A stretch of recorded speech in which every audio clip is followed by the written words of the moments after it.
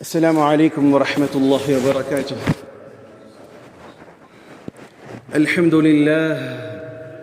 الحمد لله أستعينه وأستغفره ونعوذ بالله من شرور أنفسنا ومن سيئات أعمالنا. من يهده الله فلا مضل له ومن يضلله فلا هادي له، وأشهد أن لا إله إلا الله وحده لا شريك له، وأشهد أن سيدنا ونبينا ومولانا محمدًا عبد الله ورسوله صلى الله عليه وعلى آله وصحبه وسلم تسليمًا كثيرًا.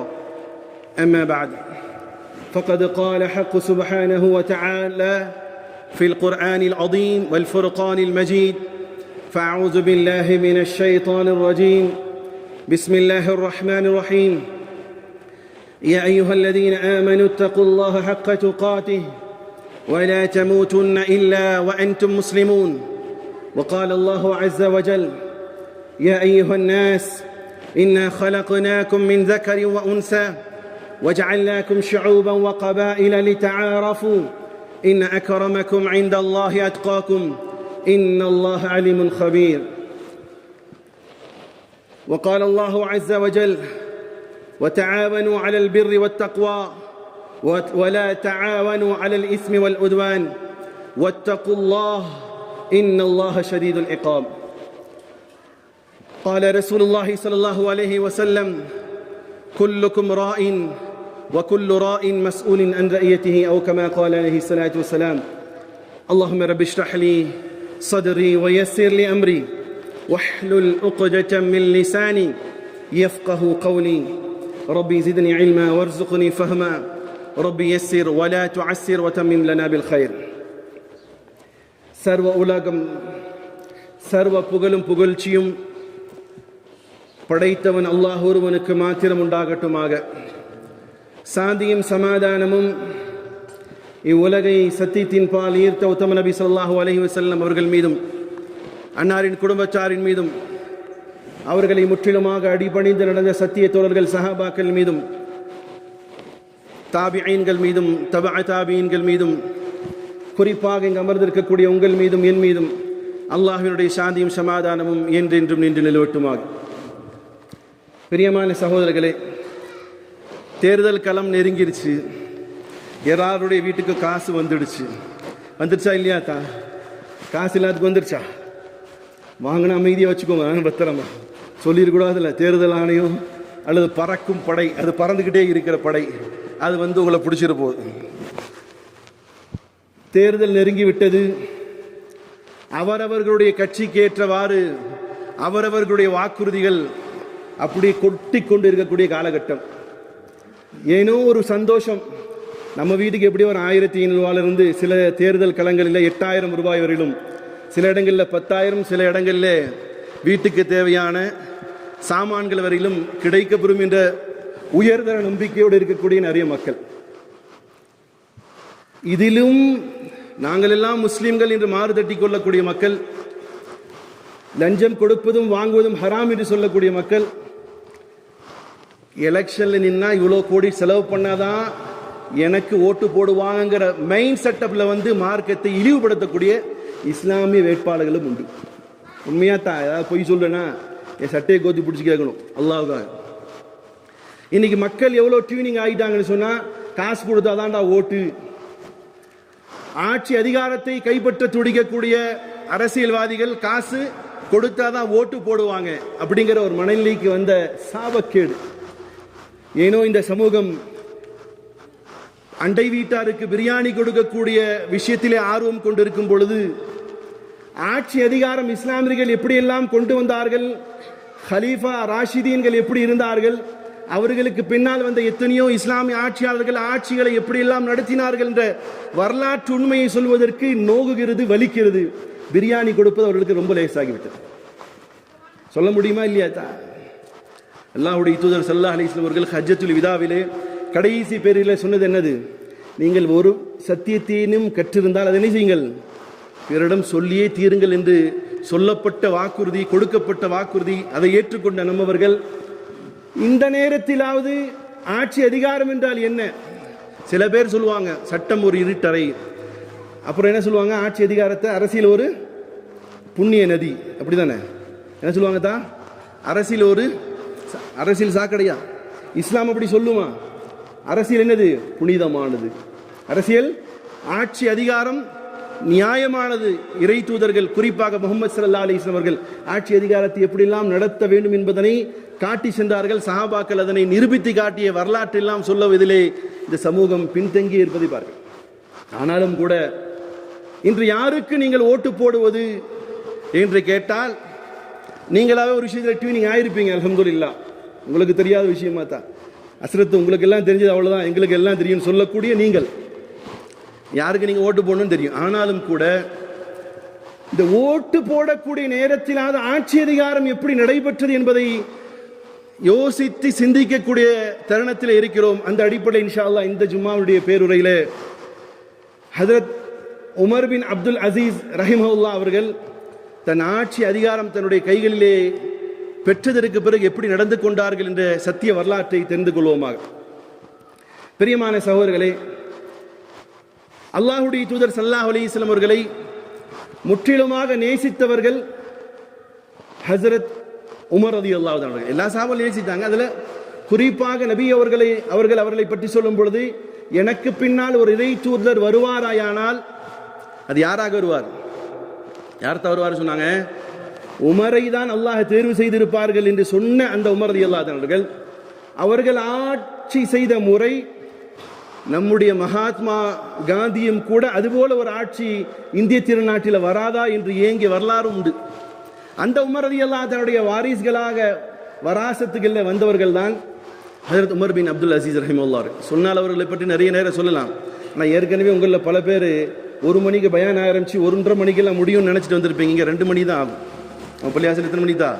2 மணி தான். அதனால கொஞ்சம் மனசு திடகாதப்படுத்திக்கணும். இப்போ உமர் பின் அப்துல் அசீஸ் ரஹிமஹுல்லாஹ் அவர்கள் இன்னைக்கு பணக்காரர்கள் தன் மகளை திருமணம் செய்வதற்கு தேர்வு செய்யக்கூடியவர்கள் யாராக இருக்கும் தான்?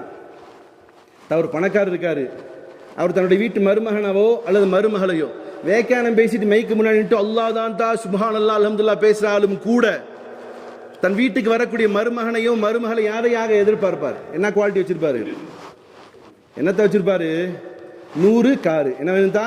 இப்ப 100 கார்லாம் போயிருச்சு, 500 காரு அப்படிங்கிற ஒரு கட்டத்தில் வந்துருச்சு.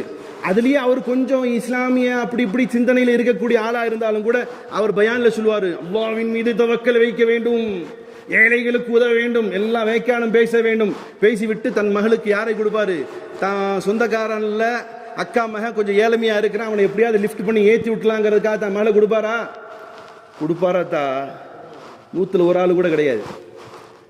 சரி, தேர்வு செய்யக்கூடிய முறைகள் எதுவாக வச்சிருக்கிறாங்கன்னு சொன்னா, நிறைய காசு இங்க இருக்கு. அங்கே உமர் ரலியல்லாஹு அன்ஹு ஒரு மருமகளை தேர்வு செய்கிறார். என்ன தெரியுமா அது குவாலிட்டி வச்சிருந்தாரு?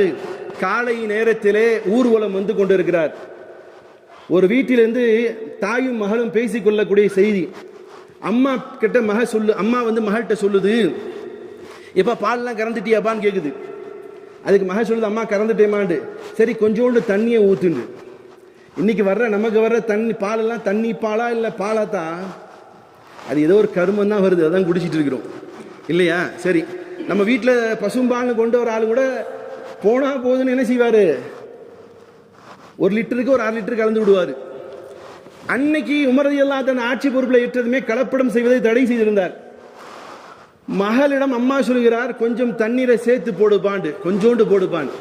அம்மாவிடம் மகள் சொல்கிறாள், அம்மா இப்படி தண்ணீர் பாலிலே மிக்ஸ் பண்ணுவது உமர் ரலியல்லாஹு தடை செஞ்சிருக்கிறாங்க இல்லையா? அப்ப நம்ம எப்படிமா செய்யறது கேட்கும்போது உமர் என்ன பார்த்து கொண்டே இருக்கிறாரா? என்ன கேட்குறாங்க தான்? உமர் என்ன வீட்டுக்கு வந்து பார்த்துட்டா இருக்காரு, கலந்து விடுங்கிறாங்க.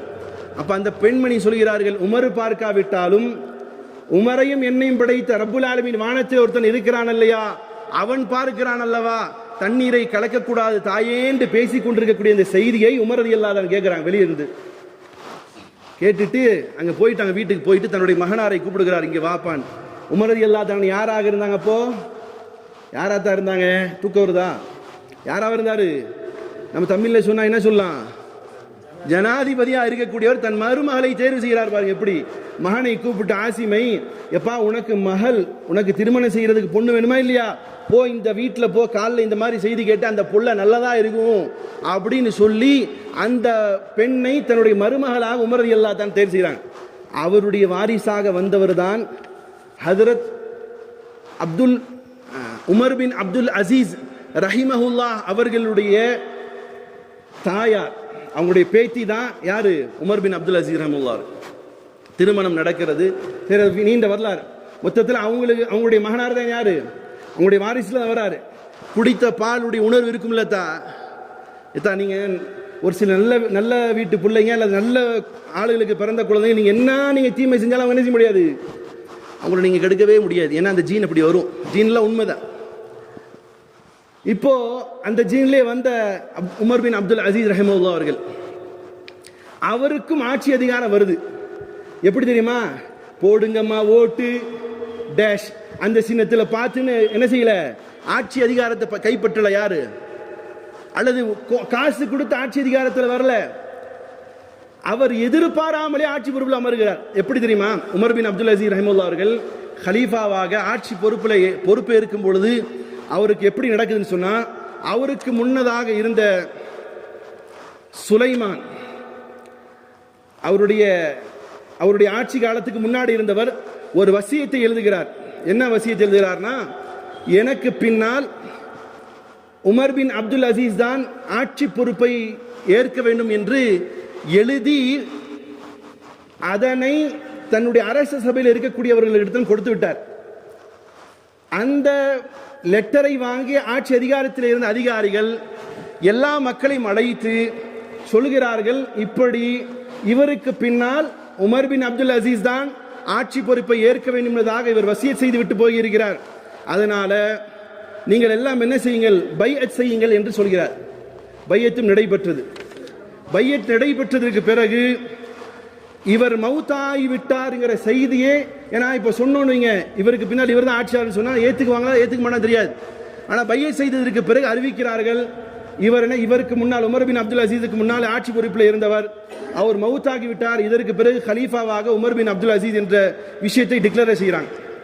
டிக்ளேர் செய்ததற்கு பிறகு உமர் பின் அப்துல் அசீஸ் ரஹிமஹுல்லாஹ் அவர்கள் ஹலீஃபாவாக பொறுப்படுகிறார். அவருக்கு நான் 5வது ஹலீஃபா இஸ்லாமிய ஆட்சியிலே என்று சொல்லக்கூடிய பெயரும் உண்டு. 4 ஹலீஃபாக்கள் தான், அதில் எந்த மாற்றம் இல்லை. ஆனாலும் அது மாதிரி ஒரு ஆட்சி செய்தார். சரி, இப்போ இவர் ஆட்சி பொறுப்பை ஏற்கிறார். சரி, இஸ்லாமிய செட்டப்ல எப்படி வருது? சில பேர் இப்போ இந்த தேர்தல் நேரத்தில் வேக்கானம் பேசுவாங்க, இது கூடாது தானே அசரத்து, இந்த தேர்தல் நடைமுறை கூடாது தானே அப்படின்னு சொல்லக்கூடிய ஆள் உண்டு. குர்ஆன் சுன்னாவின் அடிப்படையில் பார்ப்போமேனால் இன்றைய நடக்கக்கூடிய இந்த செட்டப்ஸ், தேர்தலில் நிற்கிறது, ஓட்டு போட்டு தேர்வு செய்கிறது, இது சரியானதான் என்பதனை தீர்மானிக்கப்பட்டதுண்டு. சரி, இஸ்லாம் எப்படி ஆட்சி அதிகாரத்தை கொடுத்தது என்பதையும் ஒரு சின்ன ஒரு பார்வை பார்த்துக் கொள்ளலாம். பெருமானார் ஸல்லல்லாஹு அலைஹி வஸல்லம் அவர்கள் ஹிலாஃபத்தை எப்படி மக்களிடத்தில் கொடுத்து சென்றார்கள் சொன்னால், பைனஹும் ஷூரா, அல்லாஹ் குர்ஆன்ல சொல்றான் இல்லையா, உங்களுக்கு மத்தியிலே ஷூராவின் அடிப்படையில் உங்களுடைய ஆட்சி அதிகாரத்தை நிர்வகிக்கக்கூடியவரை தேர்வு செய்யுங்கள். பெருமானார் ஸல்லல்லாஹு அலைஹி வஸல்லம் உடைய பிரிவுக்கு பின்னால் என்ன நடக்குது? ஷூராவின் அடிப்படையில் யாரை தேர்வு செஞ்சாங்க? யாரத்தை தேர்வு செஞ்சாங்க? அபூபக்கர் சித்திக் ரலியல்லாஹு தஆலா அவர்களை ஜனாதிபதியாக தேர்வு செய்தார்கள். பின்னால் உமர் ரலியல்லாஹு தஆலா அவர்களை ஷூராவின் அடிப்படையில் தேர்வு செய்தார்கள். இது இஸ்லாம் காட்டக்கூடிய தேர்வு முறை ஆட்சி அதிகாரத்தில். ஆனால் இந்த ஆட்சி அதிகாரத்தினுடைய நிலைகள் எப்படின்னு சொன்னா, ஹிலாஃபத்தின் அடிப்படையில் ஒருவர் ஆட்சி பொறுப்பை ஏற்பாரையானால் முழு அதிகாரமும் மக்கள் அவர்கள் மீது செலுத்துவார்கள். முழு அதிகாரமும் என்ன செய்வாங்க? மக்கள் அவர்கள் மீது செலுத்துவார்கள்.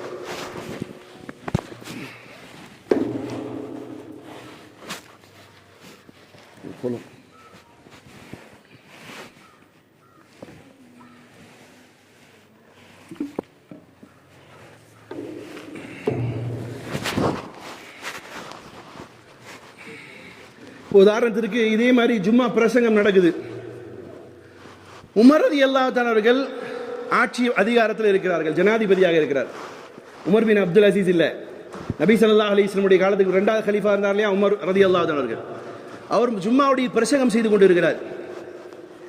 திடீர் அந்த பிரசங்கத்துக்குள்ளார் வருகிறார் சல்மானே ஃபாரிசி ரலியல்லாஹு அன்ஹு அவர்கள்.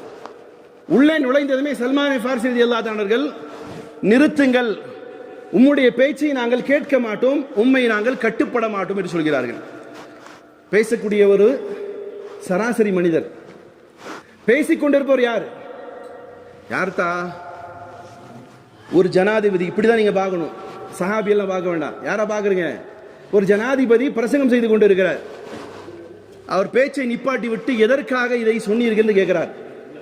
அப்போ அவர் என்ன பதில் சொல்றாரு சொன்னா, நீங்கள் உடுத்திருக்கக்கூடிய உடை அது சில தினங்களுக்கு முன்னால் பைத்துல் மால்ல எல்லாருக்கும் கிடைக்கப்பட்டது, அதிலே உங்களுக்கு ஒரு பங்கு கிடைக்கப்பட்டது இல்லையா, அந்த பங்கிலே உங்களுக்கான உடையை நீங்கள் தைத்திருந்தால் முழுமையான உடையாக தைத்திருக்க முடியாது. உதாரணத்துக்கு 5 மீட்டர்ல அபாப் தைக்கின்னு வைங்கத்தா, அவங்களுக்கு கிடைச்சது எவ்வளவு மீட்டரு? 2.5 மீட்டர் கிடைச்சிருக்கு. அப்போ உங்களுக்கு கிடைக்கப்பட்ட அந்த பங்கிலே ஆட்சி அதிகாரத்தில் இருக்கிறவருக்கு அவ்வளவுதான் கிடைச்சிருக்கு.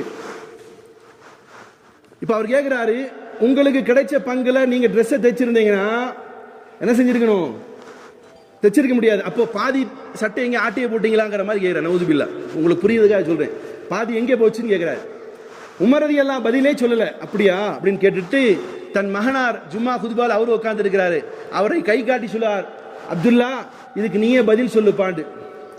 அவருடைய மகனார் அப்துல்லா என்று சொல்கிறார், சல்மான் ஃபாரிஸ் ரலியல்லாஹு அன்ஹு அவர்களே, என்னுடைய தந்தைக்கு கொடுக்கப்பட்ட அந்த உடையினுடைய துணி இருக்குது, அது நான் உடுத்தினாலும் பத்தாது, என் அத்தா உடுத்தினாலும் பத்தாது, என் பங்கை என் தந்தை கொடுத்து விட்டேன். ஆகையால் அந்த 2 பங்கையும் சேர்த்து ஒரு உடையாக தைத்து என் தந்தை தைத்து போட்டு இருக்கிறார் என்று சொல்லும் பொழுது உடனே சல்மான் ஃபாரிசி ரலியல்லாஹு அன்ஹு சொல்றாரு, அப்படியானால் உம்முடைய பேச்சை கேட்போம், உம்மை நாமும் கட்டுப்படுவோம். இந்த ஹலீஃபாவுடைய நிலை தான். புரியுதா? இப்ப ஹலீஃபா அல்லாத நிலைகளையும் புரிய வைக்கிறவங்க. இப்போ ஹலீஃபாக்களுடைய நிலைகளை அவர்கள் எப்படி பொருளாதாரத்தை தேர்வு செய்யார்கள்? ஹலீஃபாக்களாக இருக்கக்கூடியவர்கள் அரச கருவூலத்தை அல்லாஹ்வினுடைய அமானிதமாக எழுதுவார்கள். எதைத்தான் இப்போ நான் கேள்வி கேட்டே இருப்பேன், என்ன ஸ்டடியா இருக்கீங்களான்னு. நிறைய வெளியூர் மக்கள் இருக்கீங்க, அதனால சொல்றேன். அரச கருவூலத்துடைய பணம் யாருக்கு சேர்ந்து வந்தா? ஹலீஃபாக்களுடைய மனநிலை எப்படி இருக்குன்னு சொன்னா, இது யாருடைய சொத்து? அல்லாஹ்வுடைய சொத்து. 1 ரூபா காசு இருந்தாலும் இது அல்லாஹ்வுடையது. அதனால உமர் அபூபக்கர் சித்திக் ரலியல்லாஹு அன்ஹு பொறுப்பேற்றதுமே அவருக்கு காசு வேணுமா இல்லையா குடும்பத்தை ஓட்டுறதுக்கு? இப்ப என்ன தீர்மானிக்கிறாங்க தெரியுமா? குர்ஆனின் அடிப்படையில் தீர்மானிக்கிறாங்க. குர்ஆன் என்ன சொல்லுது? ஒரு அனாதையாக இருக்கக்கூடிய குழந்தைக்கு ஒருவர் பொறுப்பாளியாக இருக்கிறார். புரியுதாத்தா? ஒருத்தர் ஒரு குழந்தை இருக்கு, அனாதை. அந்த குழந்தைக்கு பொறுப்பேற்கக்கூடிய ஒருத்தர் இருக்கிறார். அவர் பணக்காரரா இருக்கிறாரு. இன்னைக்கு உள்ள பொறுப்புதாரி முழுசு ஆட்டையை போட்டு குழந்தை பெருசாகும்போது யாரா நீ, யாருக்கு பாருங்க போடா வெளின்றுவான். ஆனா இஸ்லாம் என்ன சொல்லுதுன்னு சொன்னா, அனாதைக்கு பொறுப்பேற்கக்கூடிய அந்த நபர் பொருளாதாரம் படைச்ச பணக்காரரா இருந்தார்னா அவரு அந்த குழந்தையுடைய காசுல எதுவுமே எடுக்கக்கூடாது. ஆனா அனாதைக்கு பொறுப்பேற்றிருக்கக்கூடியவர் அவரே வறுமையில் இருக்கிறாரு, குழந்தையே இவர் கை காசு செலவு பண்ண முடியாதுன்னு சொன்னா அவருக்கு என்ன தேவையோ அதையிலிருந்து என்ன செஞ்சுக்கலாம்? குழந்தையை பராமரிக்கிறார், அவருக்கும் தேவை இருக்குன்னு சொன்னா அந்த குழந்தையை பராமரிக்கிறதுக்காக வேண்டி தன்னுடைய அடிப்படை தேவைகளை எடுத்துக்கொள்ளலாம். அந்த மாதிரி ஒரு நிலையை யார் செஞ்சாரு? ஹலீஃபத்துர் ரசூல் ஹஜ்ரத் அபூபக்கர் சித்திக் ரலியல்லாஹு அன்ஹு செஞ்சாங்க. அந்த காசு சொற்ப காசா இருக்கும். இன்னைக்கு எம்எல்ஏக்கு எவ்வளவு சம்பளம், எம்பிக்கு எவ்வளவு சம்பளம், எவ்வளவு சலுகைத்தா? ஃப்ளைட்ல ஃப்ரீயா போலாமா இல்ல காசு கொடுத்து போகணுமாத்தா? ரிசர்வேஷன் எப்பவுமே பஸ்லையும் எதுலையும் இருக்குதா? ட்ரெயின்ல இருக்கு. கோட்டா எவ்வளோத்தா? ஃபோன் பில் எவ்வளோத்தா? நீங்க ஹோட்டல்ல போய் சாப்பிட்டீங்கன்னா எவ்வளோத்தா காசு கொடுக்கணும்? சும்மா முடிச்சு போவீங்களே, இங்க ஹோட்டல் இருக்கு, நிறைய ஹோட்டல். அங்கே போய் சாப்பிட்டீங்கன்னா ஒரு 150 ரூபாயில இருந்து 200 ரூபா வரைக்கும் வரும் ஒரு சாப்பாடு டோக்கன்.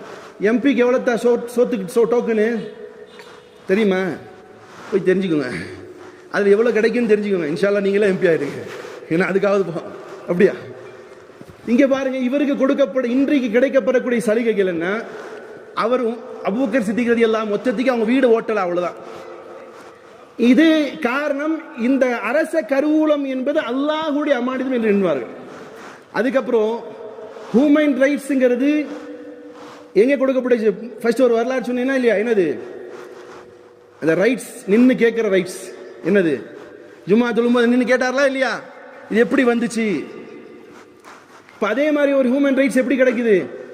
உமர் ரலியல்லாஹு அன்ஹு அவர்கள் ஆட்சி பொறுப்பேற்றதுக்கு பின்னாடி பெண்களுக்கெல்லாம் மஹர் தொகை இவ்வளவு ஃபிக்ஸ் பண்ணிடலான்னு ஒரு முடிவு பண்ணாங்க. அப்ப என்ன செய்யறாங்க? ஒரு பெண்மணி எந்திரிச்சு வயதானவர்கள் நின்று சொன்னாங்க, உமரே, உமக்கு அந்த அதிகாரத்தை கொடுத்தது யாரு? ஏன்னா குர்ஆன் அல்லாஹ் சொல்றான், ஒரு அது கின்தார் பெரிய குவியலாக நீங்கள் கொடுத்தாலும் நீங்க தலாக் சொல்லிட்டீங்கன்னு செய்யாதீங்க, திரும்ப வாங்காதீங்கன்னு அல்லாஹ் சொல்றான். அப்படி இருக்கும்போது மஹரை நீங்க என்ன ஃபிக்ஸ் பண்றது அப்படிங்கிற மாதிரி பெண்மணி, ஒரு வயதான பெண்மணி கேட்கிறான். அதுக்கு உமர் ரலியல்லாஹு பதிலே சொல்லாம அந்த ரைட்ஸ் கொடுத்திருந்தார். சொன்னார்கள், இந்த பெண்மணி என்னை இன்றைக்கு மார்க்கத்தை கற்றுக் கொடுத்து விட்டார்கள் சொல்லி சந்தோஷத்தை வெளிப்படுத்தார். இப்ப இந்த ரைட்ஸ் எல்லாம் கலீஃபாவாக இருக்கும்போது கிடைக்கப்படும். இதே ஆட்சியில வரக்கூடிய நபி ஸல்லல்லாஹு அலைஹி வஸல்லம் சொன்னாங்க, முல்கன் அவ்வா என்று சொன்னாங்க. அவ்வா, என்னுடைய காலத்திற்கு பின்னால் 40 ஆண்டுகள் ஹிலாஃபத் நடக்கும். அதற்கு பின்னால் நடக்கும் முன்கன் ஆவ்வா, பிச்சி எரியக்கூடிய அல்லது பிச்சி கொதறக்கூடிய ஆட்சி நடக்கும் சொன்னாங்க. அந்த ஆட்சி அதிகாரம் நடைபெறக்கூடிய காலகட்டம் தான் பனு உமையாவுடைய ஆட்சியாளர் காலம். இப்ப அங்கே ஹியூமன் ரைட்ஸ் இருந்துச்சு இல்லையா? இங்க கிடையாது. ஒருவர் மீது பழி சுமத்தப்பட்டால் அதனை நிர்வகிக்க வேண்டிய அவசியம் யாரிடம் இருக்கும்? ஹலீஃபா இடத்துல இருக்கும். ஆட்சியாளர் இடத்துல அந்த இது இருக்காது. அவர் யாரு நினைச்சாலும் கொள்ளலாம். உதாரணத்துக்கு அது ஒரு சம்பவத்தை சொல்லி உங்களுக்கு புரிய வைக்கலான்னு பார்க்கிறேன். உமர் பின் அப்துல் அசீஸ் ரஹிமத்துல்லாஹுடைய ஆட்சி காலத்துல இந்தியாவிலையும் கூட ஒரு சில பகுதிகள், அன்றைக்கு இந்தியா பிரிக்கப்படல, பங்களாதேஷ் பாகிஸ்தான் பிரிக்கப்படாத காலத்துல உமர் பின் அப்துல் அசீஸ் ரஹிமத்துல்லாஹுடைய ஆட்சி இந்தியாவில் நடைபெற்றது. அவ்வளோ பெரிய ஆட்சி அதிகாரத்தை படைச்ச உமர் பின் அப்துல் அசீஸ் உடைய காலத்திற்கு முன்னதாக இருந்தவர். அந்த ஆட்சி அதிகாரத்தினுடைய நிலைகளை யார் கொண்டு வந்தான்னு சொன்னா, முல்தான்கிற அந்த நகரம் வரைக்கும் வந்துச்சு. அதை நிர்வகித்தவர் யார் சொன்னா, முஹம்மது பின் காசிம் ரஹிமவுல்லா அவர்கள் ஆட்சி அதிகாரத்தை இந்தியாவினுடைய ஓரச்சாரங்களிலும் கூட கொண்டு வந்தார். ஆனா அன்றைக்கு இருந்த பனு உமையாவினுடைய ஆட்சியாளர்களுக்கு என்ன பயம் சொன்னா, தன்னை விட ஒருவர் பேர் வாங்கி விட்டால், எந்த அளவுக்கு முஹம்மது பின் காசிமுடைய நிலை இந்தியாவில் மாறுச்சு தெரியுமா? அவர்களுக்காக சிலைகளை உருவாக்கி கோயில்களை கட்டிய காலம் உண்டு. யாருக்காகத்தான்? யாருக்காக? முஹம்மது பின் காசிமுக்காக இங்கே சிலை கட்டப்பட்டுச்சு, கோயில்கள் உருவாக்கப்பட்டுச்சு. காரணம், அவர்களை பார்த்து சொன்ன வார்த்தை என்ன தெரியுமா? அவர் அல்லாஹ்வின் இறைவனிடத்தில் இருந்து வந்த நல்ல வார்த்தை, ஒரு தூதர்ங்கிற மாதிரி சொன்னாங்க. அப்படி வரும் பொழுது பனு உம்மையாவினுடைய ஆட்சியாளர்கள் என்ன செஞ்சாங்கன்னு சொன்னா, கூப்பிட்டு விட்டு முஹம்மது பின் காசிமை கொலை செய்தார்கள். கொலை செய்யும் பொழுது, ஏன்னா அவர் பேர் வாங்கிட்டாரு, மக்கள் அவரை வரவேற்க ஆரம்பிச்சிட்டாங்க, செய்தி வந்ததுமே கூப்பிட்டு கொலை செய்யறாங்க. காரணம், அங்கு தண்டனை கொடுக்கப்படுவதற்கு குற்றம் நிரூபிக்கப்பட வேண்டிய அவசியம் கிடையாது. ஆனால் ஹலீஃபாக்குடைய ஆட்சி காலம் என்பது, ஒருவர் மீது நீங்கள் குற்றம் சாட்டினால் அவர்களுக்கு தண்டனை கொடுக்கப்பட வேண்டும் என்று சொன்னால் அந்த குற்றம் நிரூபிக்கப்பட வேண்டும். சகோதரர்களே, இது ஒரு பார்வை. ஹிலாஃபத்திற்கும் ஆட்சி அதிகாரத்திற்குமான பார்வை உங்களுக்கு கொடுத்து, ஹலீஃபாக்கள் எப்படி இருப்பாங்க, ஆட்சியாளர்கள் எப்படி இருப்பாங்க. சரி, உமர் பின் அப்துல் அசீஸ் ரஹிமத்துல்லாஹி அவர்கள் ஆட்சி பொறுப்பை ஏற்கிறார்கள். ஆட்சி பொறுப்பு ஏற்றதுமே சொன்ன வார்த்தை மக்களுக்கு அனௌன்ஸ்மென்ட் பண்றாங்க, மக்களே, நான் விரும்பாமலேயே என்னை கலீஃபாவாக அல்லது ஆட்சியாளர்களாக என்னை தேர்வு செய்து விட்டார்கள். இப்பொழுது அந்த ரைட்ஸை உங்களுக்கு தர்றேன். நீங்கள் விரும்பினால் நான் இந்த உங்கள் மீது திணிக்கப்பட்டிருக்கூடிய, நான் ஆட்சியாளர் என்பது உங்கள் மீது திணிக்கப்பட்டுள்ளது. ஆகையால் இந்த ஆட்சியாளர் முறையை ஒழித்து நீங்கள் விரும்பினால் என்னை புறக்கணித்து வேற ஒருவரை தேர்வு செய்யுங்கள். நானே வர வேண்டும் என்று சொன்னால் நீங்களே தேர்வு செய்யுங்க. இப்ப மக்கள் எல்லாம் ஒரு மித்தமாக சேர்ந்து உமர் பின் அப்துல் அசீஸ் ரஹிமத்துல்லாஹி அவர்களை கலீஃபாவாக, ஆட்சியாளராக, ஆட்சிங்கிறது வேற கலீஃபாங்கிறது வேற, உங்களுக்கு புரியுதா சொல்றேன். ஆட்சியாளராக உமர் பின் அப்துல் அசீஸ் ரஹிமத்துல்லாஹி அவர்களை சுலைமான் அவர்கள் எழுதி வைத்த அந்த லெட்டரின் அடிப்படையில் தேர்வு செய்யாங்க. சரி, இவர் அறிவிச்சது என்ன? ஃபர்ஸ்ட் வந்ததுமே, நீங்க விரும்பினீங்கன்னா டெமோக்ரஸி, விரும்பி நீங்கள் என்ன செய்யுங்க, தேர்வு செய்து கொள்ளுங்கள். அடுத்தது ஏலான் செய்கிறார்கள், என் மீது எவ்வளோ சொத்து பத்து இருக்கோ அந்த பத்திரங்கள்லாம் கொண்டு வாங்கடு. என்கிட்ட என் பேரில் எவ்வளோ சொத்து பத்து இருக்கோ அதெல்லாம் கொண்டு வாங்கடு. உமர் பின் அப்துல் அசீஸ் பொறுப்பை ஏற்றதுமே தன் பேரில் இருந்த எல்லா சொத்து பத்திரங்களையும் கொண்டு வந்து தன்னுடைய கையால் வெட்டி கொண்டு கீழே போட்டுக்கொண்டே இருக்கிறார். இது மக்களுக்கு தெரிஞ்சு அவங்களோடு இருந்த பனு உமையா கூட்டத்தார் அவங்களுடைய குடும்பம் எல்லாம் சேர்ந்து வந்து அவங்கள்ட்ட சொல்றாங்க, உமர் பின் அப்துல் அசீஸ் அவர்களே, இதுக்கு பின்னாடி என்ன நீங்க சொத்து சேர்த்தா முடுங்க, ஏற்கனவே உங்களுக்கு சொத்து சேர்த்து வச்சிருக்காங்க இல்லையா, அதை விட்டுடுங்க ஐயான்னு சொல்றாங்க. அதுக்கு பதில் என்ன திரும்ப சொன்னாரு, நம்முடைய அரச சபையில இதற்கு பின் இருந்த முஆவியாவினுடைய சில செய்திகள் பரவ உங்களிடம் சொல்லப்படுகிறது, அல்லது அதற்கு பிறகு வந்த சில மக்களுடைய ஆட்சியாளருடைய செய்தி சொல்லப்படுகிறது.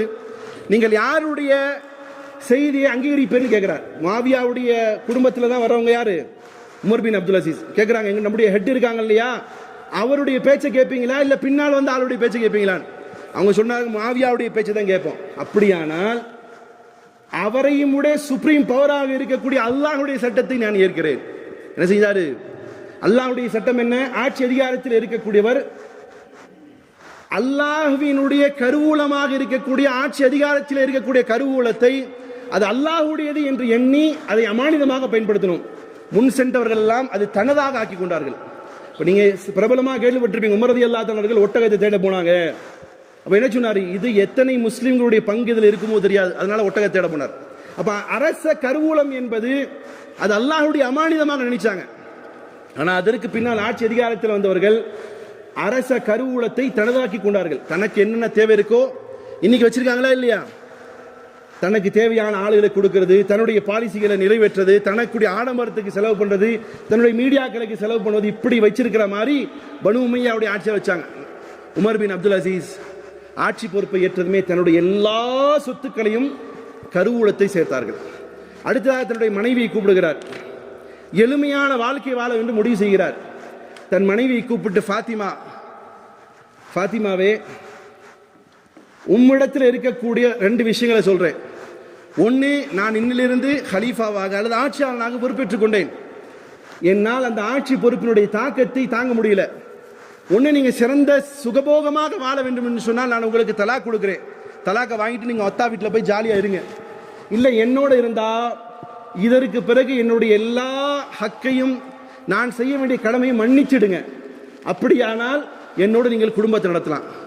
ஃபாத்திமா ரலியல்லாஹு தஆலா அவர்கள் இன்னைக்கு போற வரவெல்லாம் ரலியல்லாஹு தஆலா சொல்றான் அவனுடைய ஷேக்க. சரி, அவங்களை அல்லாஹ் புரிந்து கொள்ளட்டும். ஃபாத்திமா அவர்கள் சொன்னார்கள், உமரே, சந்தோஷமாக வாழ்ந்த காலம் எல்லாம் உங்கள்கிட்ட இருந்து இப்போ நீங்கள் துக்க காலத்தை வாழ ஆரம்பிக்கிறீங்க. இப்போ உங்களை விட்டு நான் போக மாட்டேன். என்ன செய்யணும்? உம்முடைய எல்லா நகைகளையும் சொத்து அரசாங்க கருவூலத்தில் போடணும். எல்லாத்தையும் போட்டாங்க. போட்டு விட்டு, காரணம் உலகத்தினுடைய வரலாறுகளிலேயே கிட்டத்தட்ட 7 முறைகளிலே இளவரசியாக இருந்தவர்கள் யார் தெரியுமா? உமர் பின் அப்துல் அசீஸ் ரஹ்மத்துல்லாஹுடைய மனைவி. காரணம், அவருடைய தாத்தா மருவான் ஒரு அரசர், அப்துல் மலிக் அவங்க அத்தா அவர் ஒரு அரசர், வலீத் என்று சொல்லக்கூடிய அவருடைய சகோதரர் இளவரசர், சுலைமான் என்று சொல்லக்கூடிய அவருடைய இன்னொரு சகோதரன் அவரும் ஒரு இளவரசர், ஹிஷாம் என்று சொல்லக்கூடிய அவருடைய மறு சகோதரன் அவரும் ஒரு இளவரசர் அல்லது அரசர், யசீத் என்று சொல்லக்கூடிய இன்னொரு சகோதரன் அவரும் அரசர் அல்லது இளவரசர், கடைசியாக தன்னுடைய கணவனாக இருக்கக்கூடிய Abdul Azeez, Umar bin Abdul Azeez, அவரும் ஒரு ஆட்சி பொறுப்பில் இருக்கக்கூடிய ஒரு அரசர். அப்படி 7 முறைகளில் ஒரு இளவரசியாக இருக்கக்கூடிய ஃபாத்திமா அம்மையார் அவர்கள், என்னுடைய எல்லா விஷயங்களையும் நான் இழந்து விடுகிறேன், உமக்கு நான் சேவகம் செய்ய தயார் என்று சொல்கிறார்கள். அத்தனையும் கொண்டு போய் கருவூலத்தில் போட்டுட்டு, அவர் தனி நபராக இல்லை, மாறாக அவர்களுக்கு 12 குழந்தைகள் இருந்துச்சு. இப்போ ஃபிக்ஸ் பண்ணிட்டார், தன்னுடைய வீட்டை ஓட்டணுமா இல்லையா? சார், அவர் யார் தெரியுமா? இன்னைக்கு சும்மா ஒன்றும் இல்லாத எல்லாம் பேசுவான், ஆச்சா பூச்சா நான் எல்லாத்தையும் இழந்த, ஒரு வேலை இல்லைடா, இல்லை நான் அதை பண்ணேன் இதை பண்ணேன், பெட்டி கடை வச்சு தான் வந்தேன், இதெல்லாம் பண்ணிக்கிட்டு அவன் போகிற ட்ரெஸ் எவ்வளோ, இதெல்லாம் வேக்கானம் பேசுகிற ஆள் உண்டு. உமர் பின் அப்துல் அசீஸ் ரஹிமுல்லா அவர்கள், அவர் ஒரு கவர்னராக இருந்தவர். இன்னைக்கு உங்கள் ஊரில் கவர்னர் வந்து எப்படி தான் இருக்கும்? வண்டியில் போக முடியுமாத்தா? எதா போக முடியுமாத்தா? அவர் கவர்னராக மிஸ்ர இருந்தவர். அவங்க அத்தாவும் மிஸ்ர கவர்னராக இருந்தார். உமையாவுடைய ஆட்சி காலத்தில் ரொம்ப என்ஜாய்ஃபுல் லைஃப், நிறைய சொத்து சுகம், ட்ரெஸ்ஸு, பர்ஃப்யூம், உணவு எல்லாம் பெஸ்டா இருந்துச்சு. அப்படி ராஜா வாழ்க்கை வாழ்ந்தவர் உமர் பின் அப்துல் அசீஸ். என்ன செய்யறாரு, தன்னுடைய அரசாங்கத்திலிருந்து ஒரு சொற்ப தொகையை தன்னுடைய வீட்டுக்கு ஓட்டுவதற்கு பிக்ஸ் பண்றார். அந்த அந்த பிக்ஸ் பண்ண தொகை எவ்வளவு தெரியுமா? உமர் பின் அப்துல் அசீஸ் அவர்கள், இப்போ என்னுடைய இமாமத்தில் நான் இருக்கேன்னு வைங்க, எனக்கு ஒரு ஹதியா கொடுப்பாங்க இல்லையா, அந்த ஹதியால நிம்மதியா சாப்பிட முடியும். நான் ஒரு இமாமாக இருவேன். இப்போ நானே நல்லா இருக்கிறேன். ஒரு ஜனாதிபதியாக இருந்தவருடைய ஹதியா எவ்வளவு தெரியுமா? அந்த காசை வச்சு வருஷத்துல தாம் பிள்ளைகளுக்கு ட்ரெஸ் கூட வாங்கக்கூடிய முடியாத அளவுக்கு ஒரு பொருளாதாரத்தை அவரே பிக்ஸ் பண்ணார். மக்கள்லாம் பிக்ஸ் பண்ணல. இப்போ இந்த உமர் பின் அப்துல் அசீஸ் ரஹ்மத்துல்லாஹி அவர்கள் தன்னுடைய தொகையை பிக்ஸ் பண்ணிட்டு மக்களுக்கு ஒரு நீதமான ஆட்சி தருகிறார். அவர் ஆட்சி செஞ்ச எத்தனை காலம் தெரியுமா? 2 years 2 months, 2 வருடம் 2 மாசம் ஆட்சி செஞ்சார். அந்த ஆட்சி காலத்தில் அவருடைய ஆட்சி பரப்புல ஜகாத் கொடுக்கக்கூடியவனும் இல்லை, ஜகாத் வாங்கக்கூடியவனும் இல்லை, அநியாயம் செய்யக்கூடியவனும் இல்லை, அநீதி இழைக்கப்பட்டவனும் இல்லை. இப்படியான ஒரு அழகான ஆட்சி செஞ்சு தான் வீட்டுடைய நிலைமை எப்படி தெரியுமா இருந்துச்சு? பெருநாள் வருது, பிள்ளைங்க எல்லாம் அம்மாட்ட தான் போய் கேட்பாங்க, அம்மா பெருநாள் வந்துருச்சு எங்களுக்கு எல்லாம் ட்ரெஸ் வாங்கி கொடுமாங்கிறாங்க. உமர் பின் அப்துல் அசீஸ் இடத்துல அவங்களுடைய மனைவி வந்து சொல்லுவாங்க, ஏத்தா பெருநாள் வந்துருச்சு ட்ரெஸ் வாங்கி கொடுக்கணும் பிள்ளைகளுக்கு, காசு இருந்தா கொஞ்சம் கொடுங்களேன்னு. இவர் எப்படி நிலைமையில் இருந்தார் தெரியுமா? ஒரு நாள் வீட்டுக்கு வரார், வந்துட்டு ஃபாத்திமா எனக்கு திராட்சை சாப்பிடணும்னு ஆசையா இருக்கு ஃபாத்திமாங்கிறார். என்ன சாப்பிடணுங்கிறாரு? இன்னைக்கு நம்முடைய ஜனாதிபதிகள், பிரதமர்கள், எம்எல்ஏக்கள் சாப்பிடக்கூடிய உணவு என்னத்தான்? தன்னுடைய ஃபுட் என்ன சாப்பிட்றாங்க? என்ன மஷ்ரூம், ஏதோ மஷ்ரூம் சொல்றாங்க. நமக்கு தெரிஞ்சது கொடைக்கானல ஒரே மஷ்ரூம் தான், மேஜிக் மஷ்ரூம். அவனுக்கு என்னென்ன மஷ்ரூம் சாப்பிட்றாங்களாம். உமர் பின் அப்துல் அசீஸ் ரஹிமத்துல்லாஹி அவர்களுக்கு திராட்சை சாப்பிடுவது ஆசை வந்து மனைவிட்ட போய் சொல்றாரு, அம்மா கொஞ்சம் திராட்சை. அப்போ கேட்குறாங்க, இப்படி கேட்குற மனைவி, ஏயா நம்ம பாஷையில் சொல்றேன், அவங்க எப்படி சொன்னான்னு தெரியும், மரியாதை சொல்லுவாங்க, ஏயா ஒரு திர்ஹத்துக்கு கூட உனக்கு வக்கில்லையா? என்ன கேட்டாங்க? ஒரு திர்ஹத்துக்கு கூட வக்கில்லையா? அரசாங்க கருவூலத்துல கோடிக்கணக்கில் காசு கிடைக்குது. இன்னைக்கு சபிக்கப்பட்டவர்கள் அரசாங்க கருவூலத்துல காசே இல்ல, கேட்டா ஃபாரின்ல இருந்து கடன் வாங்கியிருக்கேங்கிறான். அங்கே கோடிக்கணக்கிலான காசு இருக்கு. நாட்டை ஆட்சி செய்யக்கூடிய ஜனாதிபதி ஒரே ஒரு திர்ஹம் எடுக்கிறதுக்கு யோசிக்கிறாரு. அழுதிட்டே சொன்னாரு, எல்லாத்தையும் சகிப்பேன், மறுமையில அல்லாஹ் நரக வேதனை கொடுத்தாலும் சகிக்க முடியாது பாத்திமாங்கிறார். அழுதுட்டே உட்காந்துட்டு பெருநாளைக்கு துணி வாங்குறதுக்கு முடியல. அப்போ அவங்க அம்மா அந்த மனைவி சொல்றாங்க, ஒரு வேலை செய்யுங்களே. என்னத்தா செய்யட்டும்? போய் நெக்ஸ்ட் மந்த் சேலரி அட்வான்ஸா வாங்குங்க, வாங்கிட்டு நான் கொஞ்சம் வீட்டு வேலையெல்லாம் செஞ்சு நெக்ஸ்ட் மந்த் சேலரிக்கு வரக்கூடிய அந்த செலவை நான் ஈடு கட்டுறேங்கிறார். உமர் பின் அப்துல் அசீஸ் ரஹிமத்துல்லாஹி அவர்கள் அரசாங்கத்திலே அவர் நிர்ணயித்த அதிகாரி முசாஹிம் இடத்துல போய் கேட்கிறார், முசாஹிம் ஒரு சின்ன ரிக்வெஸ்ட், என்ன நெக்ஸ்ட் மந்த் சேலரியை கொஞ்சம் பிஃபோரா கொடுக்குறீங்களா? ஏன்? பிள்ளைகளுக்கெல்லாம் துணி வாங்க காசு இல்லை சார். முசாபரா இருந்து ஆட்சி அதிகாரத்தில் வரல. அவர் யாரா இருந்தாருதா? ஒரு அரச குடும்பத்தில் வாழ்ந்தவர். அவர் கேட்கிறாரு, இன்னைக்குள்ள ஆள் என்ன செய்வாங்க? நேரா கொண்டு போய் இருக்கிற லூலு மால்ல நிப்பாட்டி உங்களுக்கு எல்லாம் என்னென்ன வேணும் வாங்கிக்கோங்க. ஆனா இவர் என்ன தெரியுமா? முசாஹிம் கேட்கிறார், ஓகே நோ ப்ராப்ளம். ஒரு பேப்பர் எடுத்து முன்னாடி வச்சு சொல்றாரு, ப்ளீஸ் ரைட், எழுதுங்க. என்ன? நெக்ஸ்ட் மந்த் வரைக்கும் நீங்க உயிரோட இருப்பீங்கன்னு எழுதுங்க, நான் தர்றேங்கிறார். அந்த ஆள் எப்படியாப்பட்ட ஆள்? அந்த கல் நெஞ்சம் படைத்தவராக இருந்திருப்பாரோ, இல்லை மார்க்கத்தை சரியாக வழிநடத்தியவராக இருப்பார், அது நீங்க தீர்மானி. அவர் சொன்னதுமே பேப்பரை தூக்கி போட்டு நேரா வீட்டுக்கு வந்து, ஃபாத்திமா உன் பிள்ளைகிட்ட சொல்லிரு, உங்க அத்தா குழந்தைகளுக்கு ட்ரெஸ் வாங்கி கொடுக்க கூட வக்கில்லாதவனா இருக்கேன்னு சொல்லிடு. காரணம், நான் போய் இப்படி நீ சொன்ன மாதிரி கேட்டேன், முசாஹிம் இப்படி சொல்லிட்டாரு. நம்மளால இருந்த, டே என்னடா நாயே, யார் அப்பம் விட்டு காசுடா குர்ரா அப்படின்னு கேட்பான். இன்னைக்கு உள்ள எம்எல்ஏ எம்பி இல்லையா? இங்க என்ன நடக்குது? வீட்டுக்காரன் மட்டும் போய் சொல்லாரு, ஒன்றும் முடியலன்னு சொல்லியிருப்பா, உன் பிள்ளையிட வருத்தப்படாது சொல்லியிருப்பார். வீட்டுக்கு வரார் பெருநாள் அன்னைக்கு. வீட்டில் வந்ததுக்கு பின்னாடி பிள்ளைங்க, வீட்டுக்கு போகிறதுக்கு முன்னாடி பிள்ளைங்க எல்லாம் வந்து அரச சபையில், ஏன்னா இவர் மட்டும்தான் தன்னுடைய எல்லா சொத்துக்களையும் தியாகம் பண்ணிட்டு நிற்கிறார். ஆனால் அவங்க கசின்ஸ் எல்லாம் இருக்காங்க இல்லையா, அவங்கெல்லாம் ராஜாக்களாக வாழ்றாங்க. அவங்கெல்லாம் உயர் ட்ரெஸ் எல்லாம் போட்டுட்டு ஜனாதிபதி தான் தொழு வைப்பார். பெருநாள் தொழுகை தொழுதுட்டு எல்லாம் வந்து விஷ் பண்ணுறதுக்கு நிற்கிறாங்க. அப்படி நிற்கும் பொழுது அவங்க ஃபேமிலி, கசின் பிரதர்ஸருடைய ஃபேமிலி எல்லாம் வந்து விஷ் பண்ணுறாங்க, முசாவை செய்கிறாங்க, போயிட்டே இருக்கிறாங்க. தான் பிள்ளைங்களை ஓரமாக நிற்கிது. எத்தனை பிள்ளைங்கன்னு சொன்னேதா? 12 பிள்ளைங்க. அதில் ஆணும் பெண்ணும் கலந்து ஒரு 6 மகன்களும் வச்சுக்கோங்க.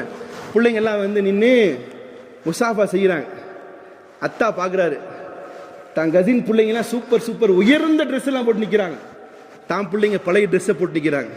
முசாஃபா செஞ்சுட்டு அத்தா சொல்லிட்டு அழுகிறாரு, சாரிடா பிள்ளைங்களா, இன்னைக்கு அத்தா உங்களுக்கு ட்ரெஸ் வாங்கி கூட கொடுக்க முடியல, ப்ளீஸ் என்னை மன்னிச்சிடுங்க. என்ன காரணம்னா அப்படின்னு சொல்ல ஆரம்பிக்கிறாரு. அவருடைய மகன் ஒருத்தர் இருந்தார், அவரை விட ஒரு 4 ஸ்டெப்பு தாண்டினவர். அவருடைய பேர் என்னன்னு சொன்னா அப்துல் மலிக். அவர் சொல்றாரு, அத்தா அழுகாதீங்க அத்தா. இல்லப்பா, பெருநாள் அதுமா உங்களுக்கு ட்ரெஸ் கூட வாங்கி தர முடியலையப்பா, ரொம்ப வருத்தமா இருக்கு, என் மேல இன்னைக்கு எல்லாம் வருத்தப்படுவீங்க தானே அப்படின்னு சொல்றாரு. அவர் மகன் சொல்றாரு, அத்தா எங்களுக்கு எல்லாம் வருத்தம் இல்லை, நீங்கள் எங்கள் தலைகள் மீது கண்ணியத்தை வைத்திருக்கிறீர்கள், நீங்கள் ஒரு காலம் அரசாங்க கருவூலத்தில் மோசடி செய்து எங்களுக்கு எதுவும் வாங்கி தரல, மோசடி செய்யாமல் இருப்பதே எங்களுக்கான கௌரவமத்தா, அதெல்லாம் நினைச்சு வருத்தப்படாதீங்கத்தா அப்படின்னு சொல்லிட்டு யார் சொல்றா? தன்னுடைய மகனார் அப்துல் மலிக் சொல்றார். இதெல்லாம் கேட்டுட்டு வீட்டுக்கு போறார். வீட்டில் போனால் பிள்ளைங்க பிறநாள் அதுமா அத்தாவை பார்க்க மகளுக்கு தானே ஃபர்ஸ்ட் வந்து நிற்குங்க. வீட்டுக்கு போனதுமே பிள்ளைங்க எல்லாம் வந்து துணியை வச்சுக்கிட்டு, அத்தா சொல்லுங்க தான், நல்லா தொழுதீங்களா தான் பேசிட்டு இருக்கேன், இப்படி கை வச்சு என்ன வச்சிருக்காங்க, துணி. ஏமா அப்படி பிள்ளைங்க எல்லாம் துணி வச்சுட்டு பேசுறீங்கன்னு கேட்கிறார். வீட்டில் வேலை செய்ய வந்த பெண்மணி அழுது கொண்டே சொல்கிறாள், முகத்தை மூடிக்கொள்வதற்கான அடிப்படை காரணம் என்ன தெரியுமா? வீட்டில் கொஞ்சோண்டு மாவு கிடந்தது, ரொட்டி சுட்டாச்சு, தொட்டுக்கிறதுக்கு நமக்கு என்ன வேணும்?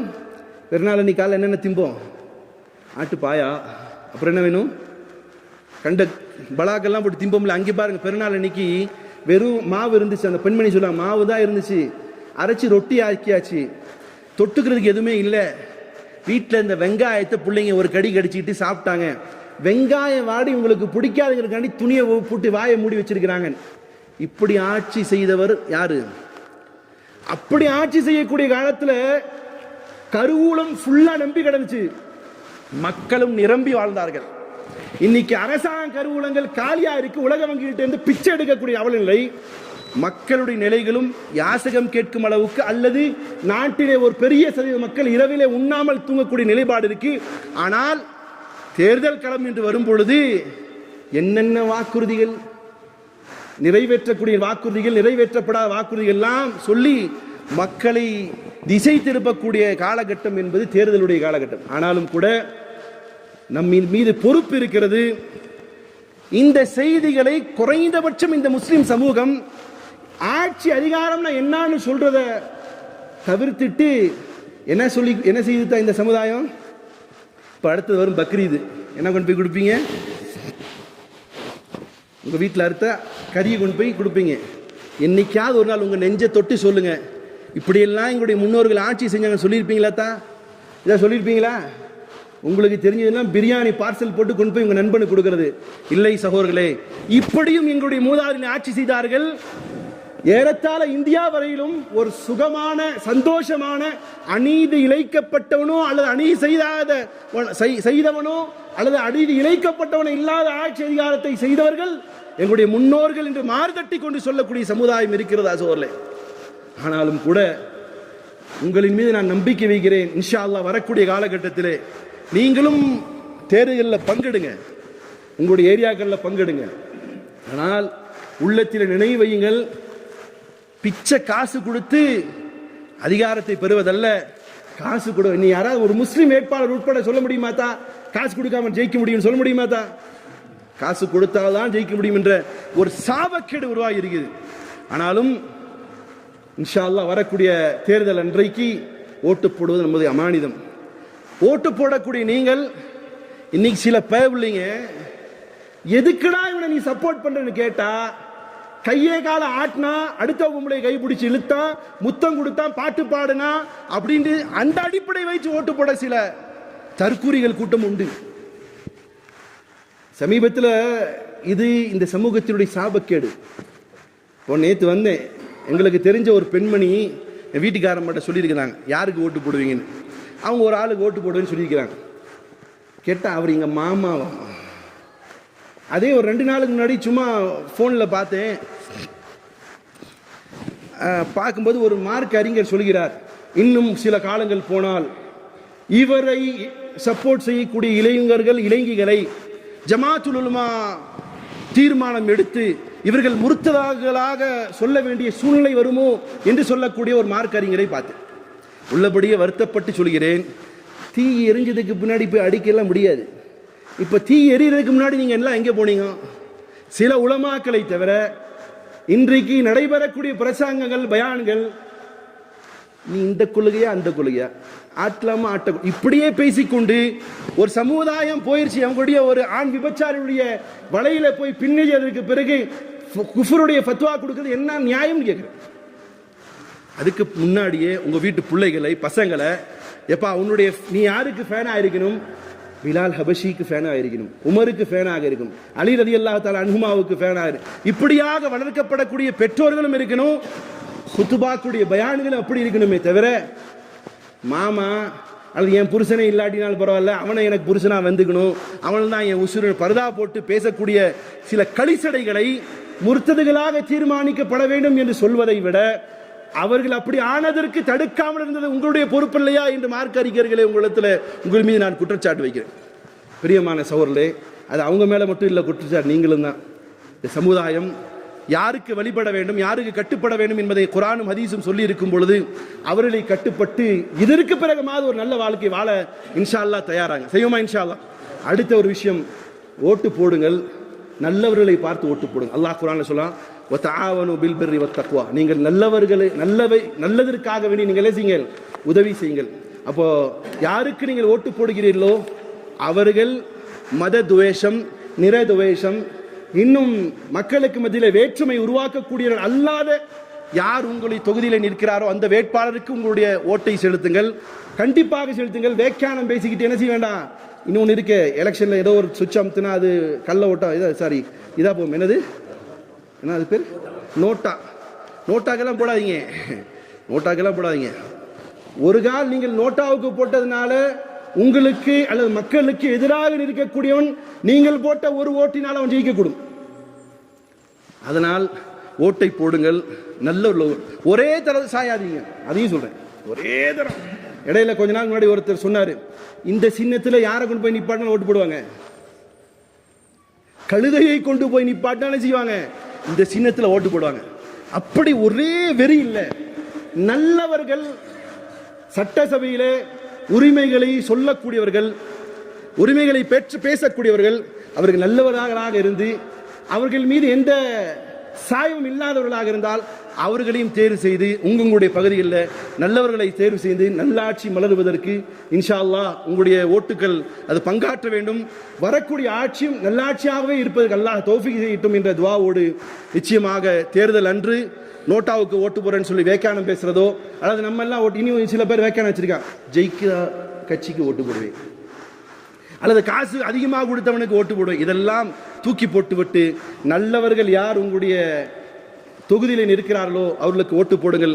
அல்லாஹ்விடத்தில் துஆ செய்கிறேன், வரக்கூடிய ஆட்சி நல்ல ஆட்சியாக இருக்கட்டும், ஏழைகளுக்கு உதவக்கூடிய ஆட்சியாக இருக்கட்டும், ஏழைகளுடைய உணர்வுகளை மதிக்கக்கூடிய ஆட்சியாகட்டும்.